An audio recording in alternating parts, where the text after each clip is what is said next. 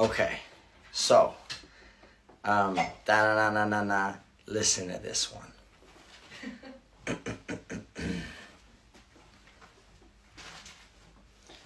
You're brushing your teeth. I'm done.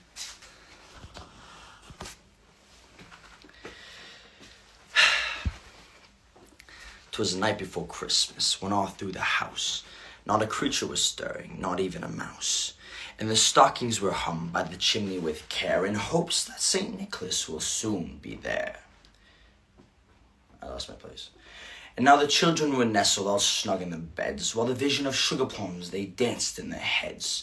And Mama in her kerchief, and I in my cap, I had just settled our brains for a long winter's nap. When out on the lawn there arose such a clatter, I sprang to my bed to see what was the matter. And away to the window I flew like a flash, I tore open the shutters, and I threw up the sash. And the moon of the breast of the new fallen snow gave a luster of midday to the objects below. And when that to my wonder my eyes did appear, but a miniature sleigh and 8 tiny reindeer. And with a little old driver, lovely and quick, I knew in a moment he must be Saint Nick. But more rapid than an eagle, his coursers they came, and he whistled, and he shouted, and he called by their names. Now Dasher, now Prancer, now Dancer, now Vixen, oh Comet, and Cupid, and Donner, and Blitzen, and to the top of the porch, to the top of the wall. Now they dash away, they dash away, they dash away all. And as the leaves that before the wild hurricanes fly, when they meet with an obstacle and mount to the sky, so up to the housetop the coursers they flew, and with a sleigh full of toys, and St. Nicholas too. And then, in a twinkle, I heard on the roof the prancing and pawing of each little hoof. As I drew to my head, I was turning around. Down the chimney St. Nicholas came with a bound.